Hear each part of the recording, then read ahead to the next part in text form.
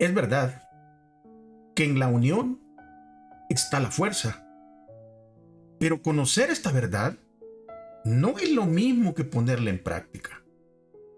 Todos fracasamos a veces a pesar de nuestros mejores esfuerzos para promover la unidad. Pero eso no es lo mismo que debilitarla deliberadamente. En su carta a los Filipenses, Pablo desea que estén unánimes de un mismo sentir. El apóstol basa la necesidad de la unidad en la enseñanza y en el ejemplo de Jesús. Y este es un tema que se encuentra en todo el Nuevo Testamento y especialmente en las epístolas que Pablo escribió. La desunión en el universo tuvo su origen en el orgullo y la sed de poder de un solo ángel en el cielo. Este sentimiento se extendió rápidamente, incluso en un entorno perfecto, y llegó y se franció luego en el Edén a raíz de un descontento similar respecto de las reglas que Dios había establecido y el deseo de ascender a una esfera superior a la que el Creador había designado. Comencemos. Bienvenido a Brother to Brother, un lugar de estudio de la palabra de Dios, donde Dios está presente, donde la esperanza es real, donde Dios es glorificado, donde su palabra cobra vida. Escuela sabática, reflexiones, estudios bíblicos y más. Gracias por estar aquí.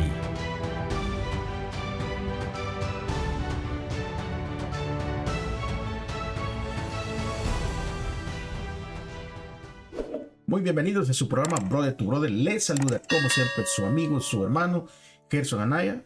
Contentos con el Señor porque nos permite llegar a un estudio más. Gracias porque ya están aquí mis hermanos. Recuérdense, la Biblia, el libro de estudio, algo que tomar nota, es súper importante que lo tenga. Antes de comenzar les quiero recordar que por favor dejen su like en este video. Si ya llegó hasta aquí, suscríbase, es gratis. Recuérdese que este canal no está monetizado. Bueno, antes de comenzar, ¿les parece si me acompañan, por favor, reverentemente a poder invitar a nuestro Dios, al Espíritu Santo, a que nos guíe en este estudio? Por favor. Querido Dios, una vez más, Señor, le damos gracias porque es un privilegio el poder estudiar su palabra. Es un privilegio el llegarle a conocer más y más cada día a través del estudio. Pero Señor, requerimos que usted, por favor, nos guíe a través del Espíritu Santo, que nos dé la sabiduría, que nos dé el entendimiento para retener y para practicar sus enseñanzas. En el nombre de Jesús.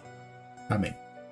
Muy bien, mis hermanos, amigos, gracias porque han llegado hasta aquí. Esta semana vamos a estar examinando el fundamento bíblico de la unidad en la iglesia. Creo que este es un tema súper importante y nos vamos a centrar especialmente en la asombrosa condescendencia de Jesús, en las lecciones que podemos nosotros obtener al contemplarlo y en la manera de crecer para asemejarnos más y más a Él. Bueno, ¿les parece si leemos el versículo para memorizar que va a estar ahí en Filipenses 2:2? Así que acompáñenme, abra su Biblia, por eso es importante que usted tenga su Biblia con usted. Vamos a leer todos juntos. Completen mi gozo, tengan el mismo sentir, el mismo amor, unánimes, sintiendo una misma cosa. Filipenses 2:2. Y con esa lectura en mente vamos entonces a pasar al día domingo, desunión en Filipos. Sí, hermanos, la desunión ha estado por siempre desde un principio. El hombre queriendo hacer su voluntad, no escuchando la voz de Dios, y como resultado viene la desunión. Y aquí había una desunión en Filipos, los filipenses, y el apóstol por eso escribe a ellos. ¿Y qué factores parecen haber provocado esta desunión en la iglesia de Filipos? ¿Por qué surgió esto? ¿Y qué sugiere Pablo como una solución a este problema de la desunión. Miren lo que él les dice en el capítulo 2, el versículo 1 al 3 de Filipenses. Él les va a decir claramente, ¿verdad?, la sugerencia que él tiene para esta desunión. Leámoslo todos juntos. Versículo 1 al 3 de Filipenses 2. Por lo tanto, si hay alguna consolación en Cristo, si algún consuelo de amor, si alguna comunión del Espíritu, si algún afecto entrañable, si alguna misericordia, completad mi gozo, sintiendo lo mismo, teniendo el mismo amor, unánimes, sintiendo una misma cosa. Nada hagáis por contienda o por vanagloria, antes bien, con humildad, estimando cada uno a los demás como superiores a él mismo. Miren la solución del apóstol Pablo. Y no cabe duda, cuando leemos esta epístola, ¿verdad?, esta carta a los filipenses, no cabe duda que se va a notar entre líneas lo decepcionado y lo triste que está Pablo al ver que la iglesia, esa iglesia que había fundado, y que no solo la había fundado y la había abandonado, sino que a esa iglesia que él amaba tanto, estaba siendo sacudida por rivalidades, por contiendas, y llegó a sus oídos. Y es por eso que cuando él va a escribir y va a describir lo que está pasando, los problemas que se están que hay ahí en Filipos, él va a utilizar unas palabras fuertes. Y la palabra fuerte griega que él utiliza es eritemia. Esta palabra se traduce como rivalidad.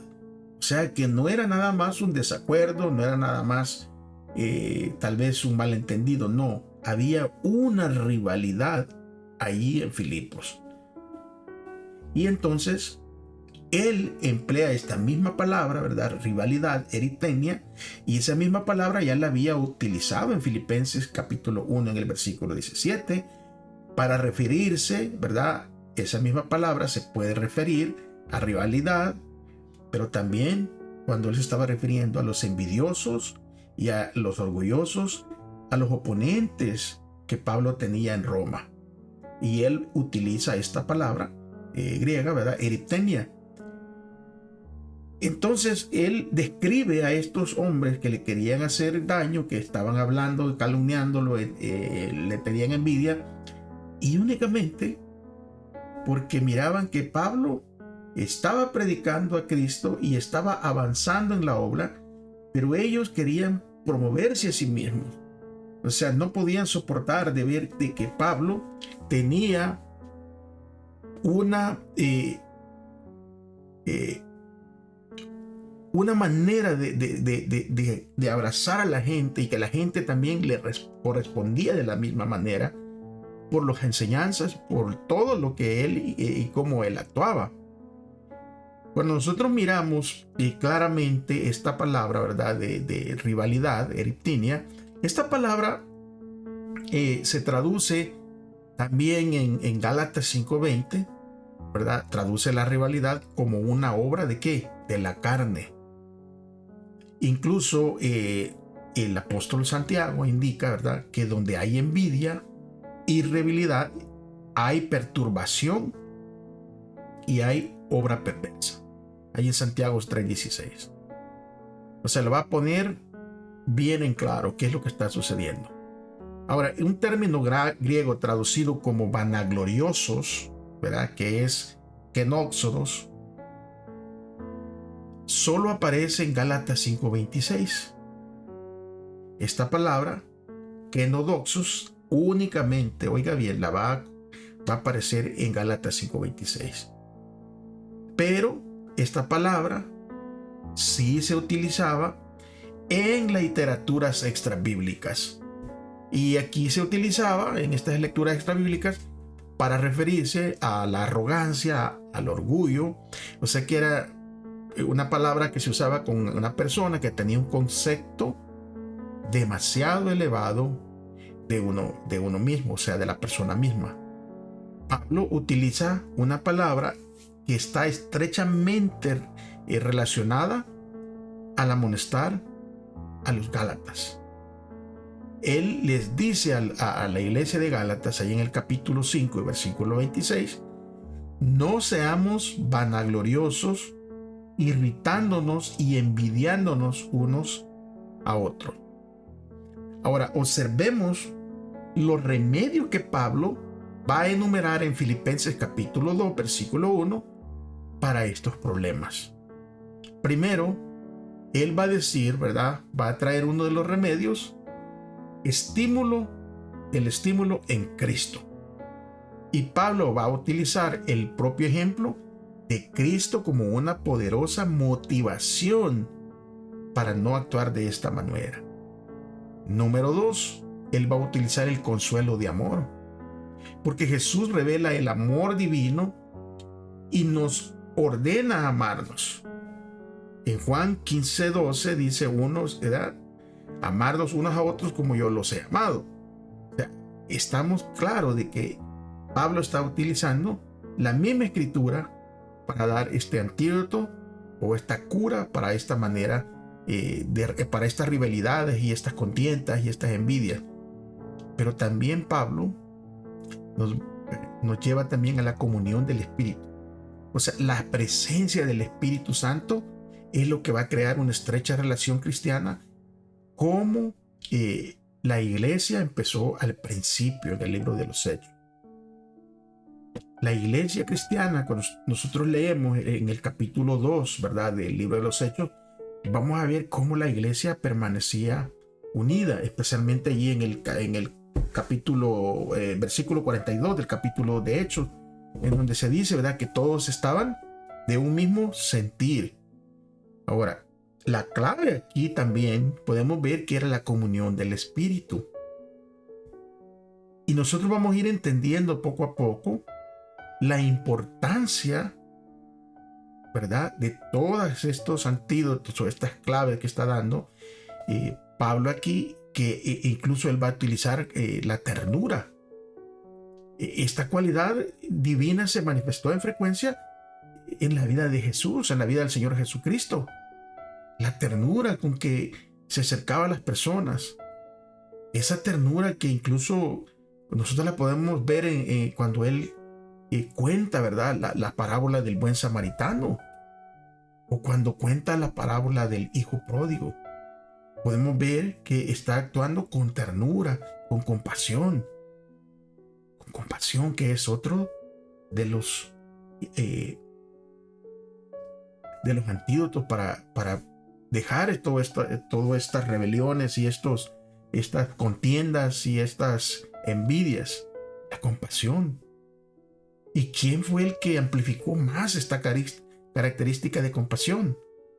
Pues claro que nuestro ejemplo a seguir, el Señor Jesús. Y después miramos la compasión que mostraron también los verdaderos seguidores de Jesús.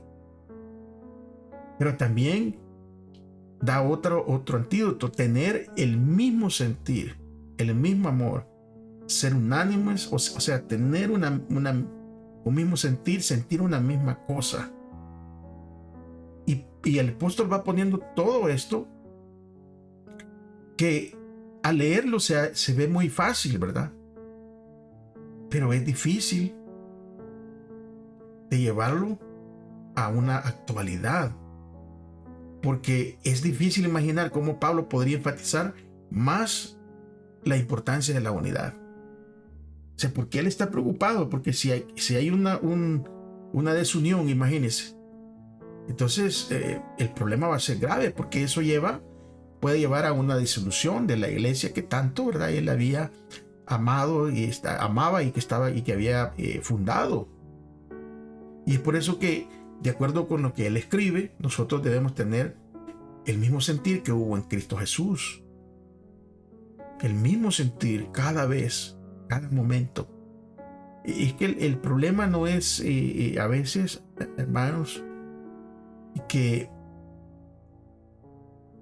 tenemos que estar unidos con Dios en relación, en acción, en todo eso, para que el Espíritu Santo esté con nosotros y el Espíritu pueda, sí, apaciguar cualquier problema, cualquier dificultad. Pero no podemos esperar, ¿verdad?, de tener el mismo sentir que hubo en Cristo, pues si no nos sometemos a Cristo y si no pasamos a tiempo con Cristo, si no tenemos una comunión con Cristo. Entonces, ¿cómo vamos a sentir o a tener el mismo querer que Cristo Jesús?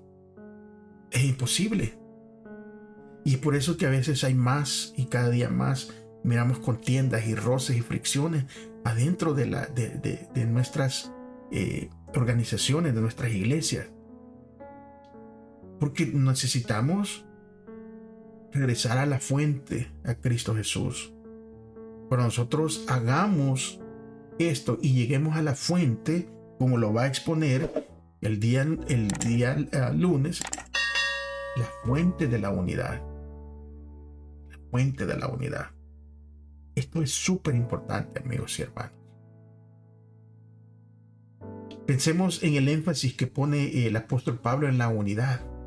Se enfoca una y otra vez. Permanezcan unidos, tengan un mismo sentir. Los unos con los otros, ámense, por favor. O sea, Pablo está preocupado. En Filipenses 2:12 él pone un énfasis grande. Él dice esencialmente lo mismo de 4 maneras diferentes. Y fijémonos en el énfasis que él pone en la mente y los sentimientos. Porque mientras los demás religiosos, ¿verdad?, se concentraban únicamente en hacer hincapié en el comportamiento exterior, o sea, en la apariencia. Pero cuando nosotros miramos la vida, por ejemplo, ¿verdad?, la vida del Señor Jesús y las enseñanzas del Señor Jesús directas, Él se concentró en nuestros pensamientos y en nuestros sentimientos. Uno de los ejemplos, el joven rico. Exteriormente él afirmaba que había cumplido con la ley. Y posiblemente si alguien lo veía exteriormente, podría ser intachable, ¿verdad?, a los ojos humanos. Pero sin embargo, cuando Jesús viene, ¿verdad?, y le dice que venda todo lo que él tiene y que lo dé a los pobres y que lo siga, Jesús lo que está haciendo es poniendo a prueba el apego que él tenía a las cosas materiales. O sea, él estaba poseído por sus posesiones, este joven. Y cuando Jesús le dice, bueno, pues ok, está bien, tú dices que ya guardaste todo eso, entonces vende todo lo que tienes y sígueme. Dale a los pobres todo lo que ha ganado, véndelo y sígueme. Entonces, ¿recuerdan cuando a Jesús vinieron y trataron de los, ¿verdad?, los fariseos y los rabinos que andaban todo el tiempo persiguiéndolo? Le preguntaron que cuál era el mandamiento más grande. Bueno, pues el mandamiento principal más grande era amarás al Señor tu Dios con todo tu corazón, con toda tu fuerza. Entonces, amarás al Señor tu Dios. Pero cuando nosotros miramos que Jesús le dice al joven rico, bueno, vende todo, dáselo a los pobres y sígueme. En ese contexto, bueno, miramos entonces a quién amaba más el joven rico. Y miramos que el Señor está enseñándole aquí, pero de una manera directa, suave, pero al punto. Y es por eso que él mismo dijo una vez, ¿verdad?, que lo que sale del corazón es lo que contamina a una persona, o sea, lo que traemos adentro. ¿Por qué? Porque del corazón salen los malos pensamientos, los homicidios, los adulterios, las fornicaciones, los robos, los falsos testimonios y las calumnias. Usted lo encuentra en Mateo 15:19. Todo eso. Él mismo dijo eso. El Señor Jesús explicó eso. Y también dijo que de la abundancia del corazón abra la boca, y en Mateo 2:34. Entonces, cuando nosotros miramos eso, nos vamos a dar cuenta, ¿verdad?, que posiblemente nuestras palabras van a salir tal y como está nuestro corazón. Y de allí sale lo que hacemos. Mire, hay personas que como que tienen un doctorado en conflictos. O sea, quieren hallar, a todo le hallan un error. Son perfeccionistas. Y especialmente en las congregaciones, usted quiere identificar este tipo de personas. Tienen unas características a veces, pero tan obvias. Porque estas personas que son perfeccionistas de esta manera, ¿verdad?, que les gusta las contiendas, las críticas, mire, ellos brillan por su ausencia cuando se trata de trabajar en programas de evangelismo, cuando se trata de trabajar en la obra. Usted no nos va a ver a estas personas normalmente ahí. Pero cuando se trata de hacer una revuelta y querer sobresalir, pues son la estrella. Solo le falta que les pongan una luz de esas que les ponen a los que los sigue a todos lados para que los iluminen. Y por eso que Pablo va a tomar unas medidas prácticas. Él va a recomendarle, ¿verdad?, para lograr la unidad en la iglesia. Y él las va a lograr, las va a recomendar en la misma escritura, porque por eso es que nosotros tenemos que traer nuestra Biblia, porque vamos a ver las recomendaciones que Pablo da para lograr la unidad en la iglesia. Primero, en Filipenses 2:3, versículos 3 y 4 del capítulo 2 de Filipenses, él dice, bueno, para lograr la unidad de la iglesia, no hagas nada por contienda o por vanagloria, antes bien con humildad, estimando uno a los demás como superior a él mismo, no mirando cada uno por lo suyo propio, sino cada cual también por lo de los otros. Va a dar ¿me entiende?, una recomendación directa. ¿Quieren unión en la iglesia? Bueno, hagan esto. Y aquí presenta una imagen, el apóstol, una imagen que él ha vivido. O sea, por eso es que él puede hablar de esta manera. Él sabe lo que significa la humildad. ¿Por qué? Porque la practicaba. Él sabe que la humildad lo va a llevar a tener una estima hacia los demás como superiores a nosotros mismos y al cuidado de sus intereses. Ahora, claramente sabemos que esto, como todas las cosas, es más fácil decirlo que hacerlo. Pero es que aquí se trata de principios. Principios, ¿verdad?, que son importantes tenerlos presentes en todas nuestras interacciones que vamos a tener, en todos nuestros diálogos con otras personas, cómo los vamos a desenvolver con ellas. Tenemos que concentrarlos, ¿verdad? Nosotros tenemos que poner atención. Sabe que la mayoría de nosotros, cuando vamos a tener una conversación con alguien, estamos considerando, ¿verdad?, la respuesta que vamos a dar, y no estamos poniendo atención o no estamos escuchando en lo que la otra persona nos está diciendo. Entonces, escuchar es súper importante,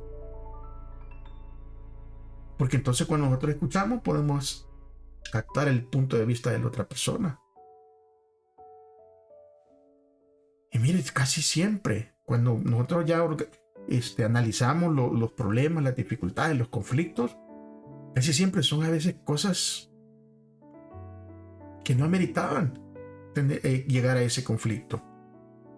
A veces son equivocaciones, errores, cosas simples que se pudieron evitar con solo escuchar a la otra persona, con solo llegar a un diálogo de una manera activa.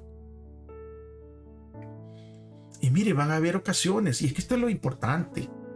Recuérdense que Dios nos hizo diferentes a todos. O sea, yo no soy igual a otra persona, usted no es igual a mí, y así somos diferentes. Y puede ser que en algunas cositas que no son cosas, que no son principios, no vamos a estar de acuerdo. Por ejemplo, de qué color se va a pintar el templo, de qué colores van a ser las sillas, bancas o lo que sea, o de qué tamaño van a ser las mesas. No son cosas, no son principios. Y tal vez no vamos a estar de acuerdo. Tal vez a mí me gustan las mesas redondas, a usted las cuadradas, al otro las rectangulares. Pero no son cosas que ameritan llegar a una contienda. Y entonces lo que tenemos que hacer es sentarnos, escucharnos, tratar de entender los puntos de vista, por qué conviene una cosa, por qué conviene otra, por qué sí, por qué no. Ver los pros y los cons de la perspectiva de una persona y de otra. ¿Para qué? Para poder nosotros y estar de acuerdo, aunque no, tal vez no es lo que yo quiero. Y ese es el primer paso, ¿verdad? Para fomentar la unión, es la comunicación, una comunicación saludable, porque eso nos va a llevar a tener una confianza los unos con los otros. Ahora, Pablo también habla de la unidad, pero no habla de cualquier unidad. Él, cuando está haciendo énfasis en esta unidad, hablando de una unidad producida por el Espíritu. O sea, porque hay personas que se unen para el mal, pues no solo se trata de juntarse, sino de una unidad producida por el Espíritu. Porque esta unidad producida por el Espíritu va a crear el vínculo de la paz. Y la paz es la que nos va a unir. 1 o'clock. ¿Entienden? O sea, pero si no estamos guiados por el Espíritu, entonces, ¿y qué tiene que ver, me entiendes, el Espíritu de Dios con el Espíritu? Alguien viene con el Espíritu del enemigo, va a haber un choque. Por eso que Pablo está hablando de la unidad en Cristo Jesús, una unidad producida por el Espíritu Santo. Porque cuando hay algún problema, hay alguna dificultad, hay una disputa en la iglesia, el Espíritu Santo es el que puede guiarnos y nos va a calmar y nos va a llevar a una unidad, creando la armonía. En este mismo capítulo, Pablo habla de la unidad de la fe y del conocimiento del Hijo de Dios, ahí en el mismo capítulo de Efesios 4:13. Y estas dos cosas están relacionadas. Porque para llegar a la fe, ¿verdad?, que es producida por el Espíritu Santo, ambas partes tienen que tener la misma fe. Tienen que tener la misma comprensión de las Escrituras. Y esto únicamente va a surgir del conocimiento de Cristo y de sus enseñanzas, que son vitales para que prevalezca la unidad entre nosotros. O sea, tenemos que conocer al Maestro. Tenemos que pasar tiempo y conocer y tener la misma fe. Cuando nosotros llegamos a entender eso, yo no sé si usted ha escuchado, ¿verdad?, en su congregación, que dice, hay que dejar morir el yo. Bueno, esto es practicar lo que nos va a llevar a entender qué es morir al yo. O sea, cuando nosotros practiquemos todo esto, todas estas cosas, vamos a llegar a la verdadera unidad. Y la única manera que esto puede llegar a ser una realidad en nuestra vida es sometiendo nuestras vidas a Cristo. Porque cuando todos hagamos eso, las cosas van a ser diferentes en nuestras relaciones, porque vamos a tener un mismo sentir, como el sentir de que hablaba el apóstol en Cristo Jesús. El día martes habla de un implante cerebral o una cirugía mental. Y creo que eso es lo que muchos necesitamos. Un implante cerebral, una cirugía mental. Y mire, esto no es nuevo. En el mundo hay ahorita muchas empresas que están trabajando en una tecnología, ¿verdad?, que combina la capacidad de procesamiento de los ordenadores de la mente humana.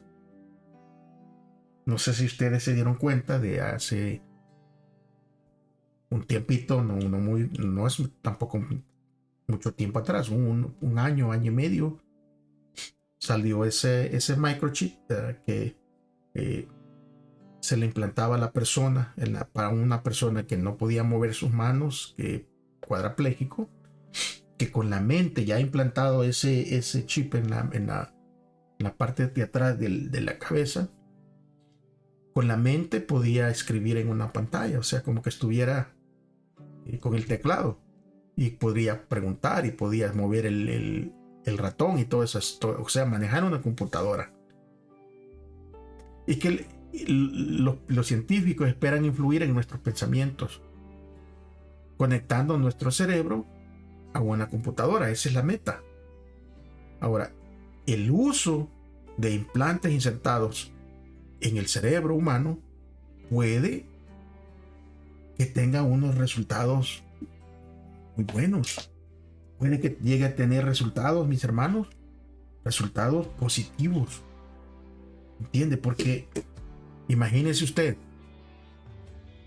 una persona que tiene problemas de depresión, una persona que tiene problemas de enfermedad de Parkinson, por ejemplo, y un implante de estos le va a ayudar. Claro que sería algo positivo, pero también está el otro lado, el lado oscuro, el lado siniestro, de cómo alguien podía incluso llegar a querer controlar la mente de los seres humanos. Pero es que cuando más hablamos de esto, más nos vamos a centrar en lo que posiblemente ya esté pasando. Es que nuestra mente es como una computadora, como un disco duro que absorbe, que va grabando todo. No más que pues nuestra computadora que nosotros tenemos es superior a la que los humanos quieren crear, porque esta computadora fue creada por el creador de creadores y está recibiendo información constante. O sea, estamos expuestos diariamente a mucha información, y esa información programa nuestra mente y va condicionando nuestros pensamientos. Y cuando ya condiciona nuestros pensamientos, va a dirigir nuestras acciones. Hace poco salió una noticia de un joven, ¿verdad?, que pasaba jugando esos diferentes juegos, ¿verdad?, en computadora, y terminó, o sea, en un estado epiléptico. Y nos puede suceder a nosotros, ¿verdad? Cuando nosotros nos metemos en los medios, en las redes sociales, en la comunicación, y estamos llenos de tanta información que está llegando, una información de que unos piensan de una manera, otros piensan de otra. O sea, y cuando nos empezamos a llenar únicamente de cosas del mundo, por ende el resultado de nuestra mente va a ser una mente mundana. Y eso no es, o sea, no es ciencia. Lo que nosotros le metamos a nuestra mente, eso es lo que vamos a hacer. Ahí donde se cumple lo que dijo Jesús. Bueno, de la abundancia del corazón va a hablar la boca. Y cuando nosotros miramos todo lo que está sucediendo, toda esa violencia, todo, y empezamos a nomás adquirir todo eso, bueno, vamos a empezar a actuar de esa misma manera. Vamos a empezar a tener las mentes de otras personas implantadas en nuestra mente. Es por eso que la recomendación es que tengamos una mente espiritual, que es lo opuesto a una mente carnal. La palabra de Dios dice que nadie conoció las cosas de Dios sino el Espíritu de Dios. Y Pablo va a contrastar el Espíritu de Dios con el Espíritu del mundo en 1 Corintios 2, 11, 12. Cuando miramos todas estas cosas, claramente, aunque no lo creamos, pero nuestra mente está siendo bombardeada y está siendo controlada por mucha información que está llegando a través de las redes sociales, a través de la televisión, a través incluso de libros. Es demasiada la información. Ahora nosotros, como hijos de Dios, como cristianos, tenemos que hacernos esta pregunta, cada uno de nosotros. Si nuestra mente es como un disco duro que está recibiendo información de parte de alguien, la pregunta que nos debemos hacer es: ¿quién es nuestro maestro? ¿Y qué estamos aprendiendo? Esa respuesta cada uno la puede contestar, ¿verdad? No la puedo contestar yo por ustedes. Y es por eso que también, después de mirar y de pensar en esta pregunta, o sea, ¿quién es nuestro maestro y qué estamos aprendiendo? Ahora vamos a poder responder qué significa tener la mente de Cristo. O sea, ¿qué significado tiene eso de tener la mente de Cristo? Filipenses 2:5, ¿verdad? Que eso dice: haya pues en vosotros este sentir que hubo también en Cristo Jesús. Claramente es eso, tener la mente de Cristo. Tener el mismo sentir que hubo en Cristo Jesús. Se llama, para ir cerrando este día, nosotros podemos cambiar nuestra manera de pensar, pero no podemos cambiar nuestro corazón. Eso únicamente lo puede hacer Dios. El Espíritu Santo tiene que operar nuestro corazón mediante la espada del Espíritu. O sea, un implante cerebral completamente.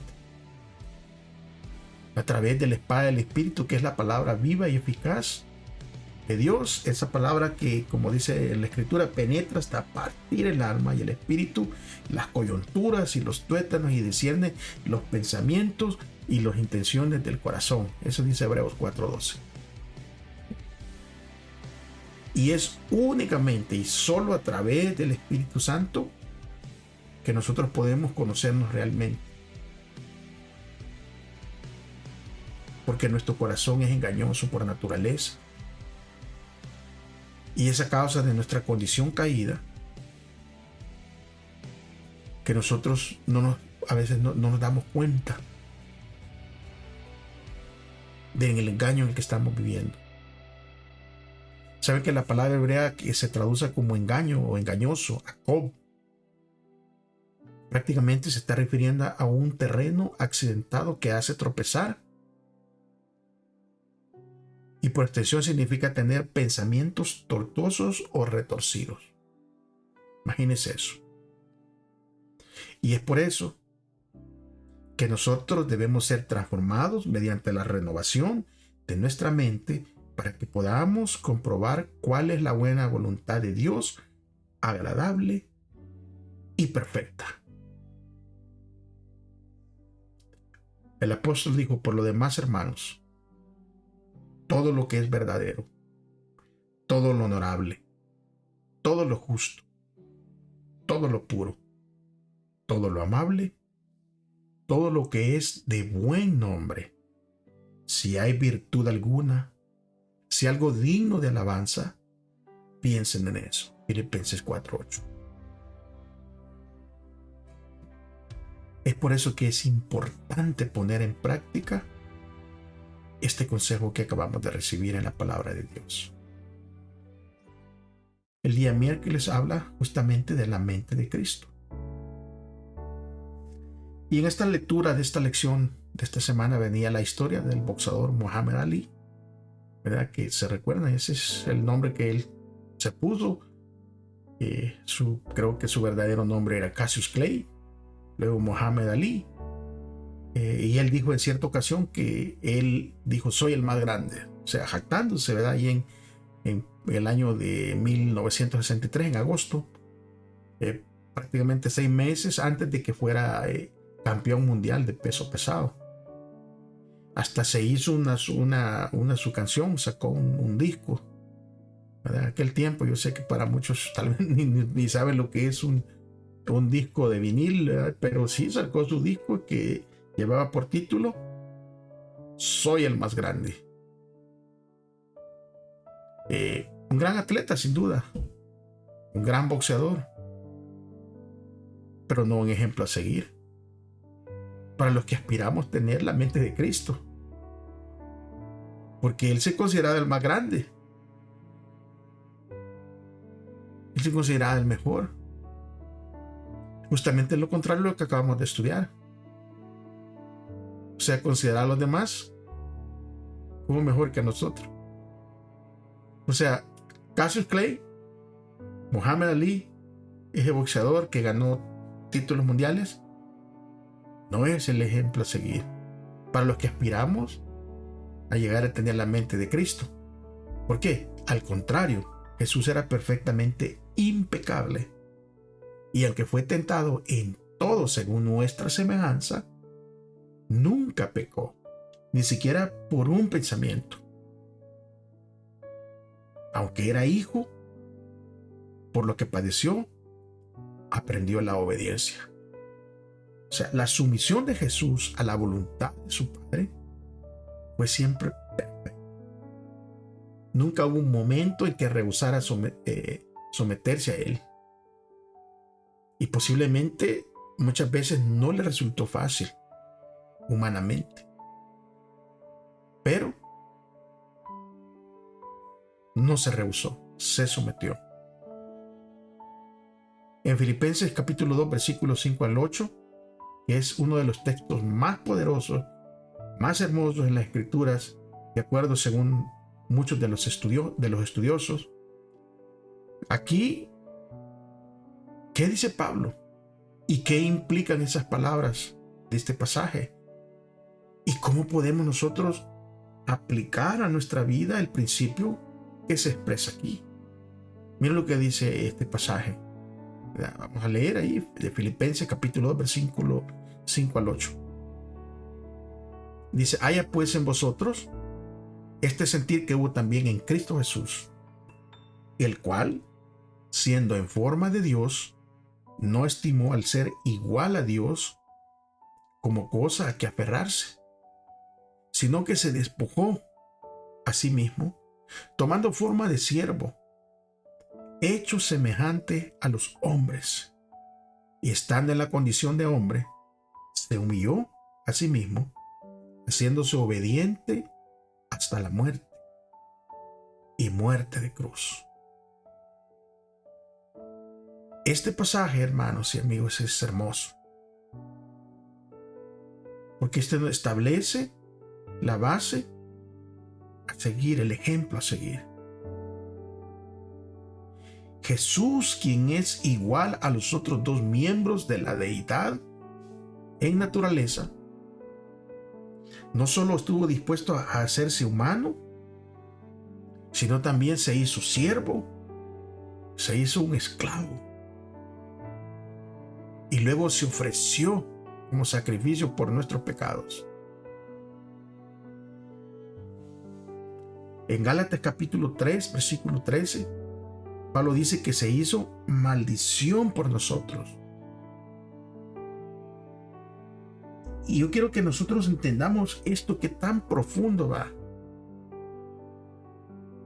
Porque estamos hablando de Dios, de nuestro Creador, el que murió en la cruz para llegar a ser también nuestro Redentor. Y tuvo que convertirse en maldición por usted, mi hermano, mi amigo. Y nosotros tenemos que llegar a entender lo que esto significa. Y así podremos tener la misma disposición a humillarnos, a sacrificarnos por el bien de los demás. En otro lugar de la Escritura se dice que Jesús dijo: el mayor entre ustedes sea su servidor. Porque el que se ensalza será humillado, y el que se humilla será ensalzado. Esto refleja en muchos sentidos lo que el apóstol Pablo insta a los creyentes a hacer en Filipenses 2, del 5 al 8 que acabamos de leer. Y si nosotros lo queremos poner en términos más gráficos y contundentes, Pablo estaba repitiendo aquí lo que había dicho antes acerca de no hacer nada por rivalidad o por vanagloria.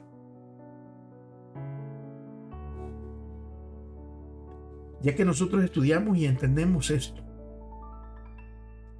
¿Cómo entonces debe ser nuestra respuesta a lo que Cristo hizo?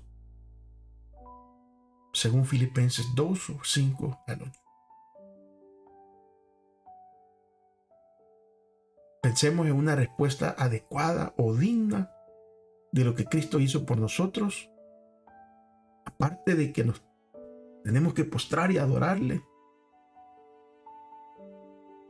Cuando nosotros miramos esto y entendemos esto, podremos ver que es erróneo, pero tan erróneo, pensar que nuestras buenas obras pueden sumar a lo que Cristo ya hizo por nosotros. No hay nada, oiga bien, que nosotros le podamos sumar, aún con nuestras mejores obras, a la obra que Cristo ya hizo por nosotros. Día jueves. El misterio de la piedad. Cuando nos referimos a un misterio, vamos a ver algo que no es conocido, algo desconocido. En el libro de Corintios, en la primera carta, capítulo 8, versículo 2, ahí hay un versículo que es muy conocido. Y ahí dice, si alguno piensa que sabe algo, aún no sabe nada como debiera saber. Me recuerdo que hace muchos años salía en los periódicos, ¿verdad? Estas frases, en el país salían unas frases que tenían un mensaje. Y me recuerdo esa frase y decía quién la había dicho, pero ahorita estamos hablando de años atrás. Y en esa frase decía el autor, yo solo sé que no sé nada. Y si hay un tema del cual nosotros no sabemos todo, hay muchos temas, todos los temas. Nosotros no sabemos todo de esos temas, sabemos parte de. Y siempre es posible aprender más. Es por eso que la Escritura es tan maravillosa, que cuando vamos a un pasaje obtenemos una enseñanza, volvemos a ir a ese pasaje y obtenemos otra enseñanza. O sea, es un manantial de sabiduría lo que obtenemos cuando nosotros vamos a la palabra de Dios. Y si hay uno de los temas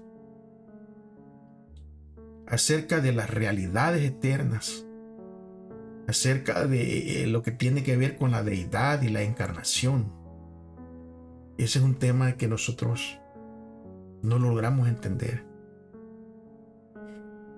A este tema de cómo Dios se hizo carne y habitó entre nosotros, es el tema que Pablo se refiere con frecuencia a la asombrosa condescendencia de Cristo al convertirse en un ser humano. Algo que será un tema de estudio de los redimidos durante toda la eternidad.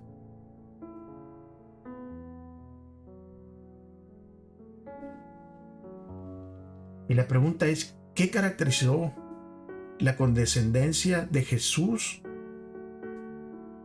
y su adopción de la naturaleza humana? Romanos 8:3 dice, porque lo que era imposible para la ley, por cuanto era débil por la carne, Dios, enviando a su Hijo en semejanza de carne, de pecado, y a causa del pecado, condenó al pecado en la carne.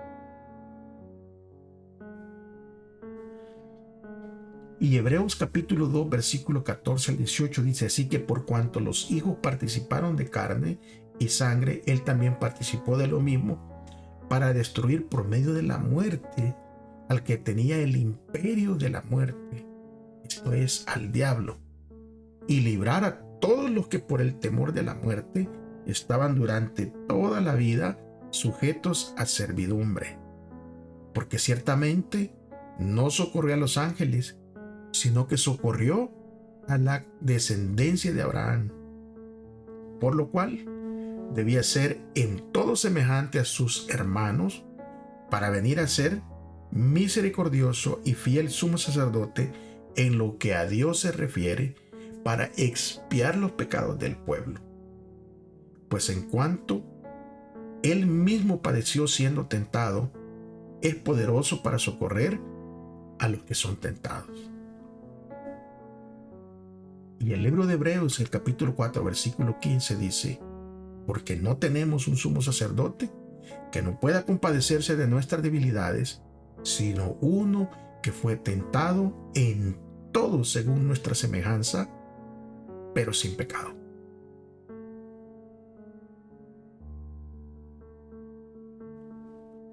¿Cómo fue posible que el Hijo eterno de Dios se convirtiera mediante la operación del Espíritu Santo en un ser divino humano allí en el vientre de María? Es que es increíble que lo infinito y lo eterno se convirtiera de repente en un ser humano finito, sujeto a la muerte. Y es a esto a lo que Pablo le llama el misterio de la piedad.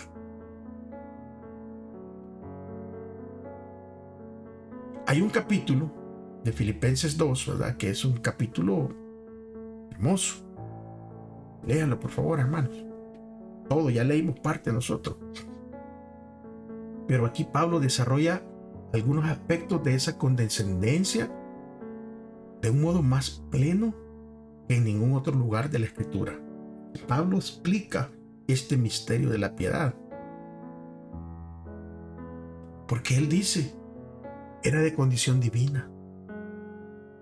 Y esta palabra morfe, traducida como forma o condición, en distintas versiones, depende de la versión que usted tenga, se refiere a la naturaleza divina, al hecho de que Jesús era igual en naturaleza al Padre.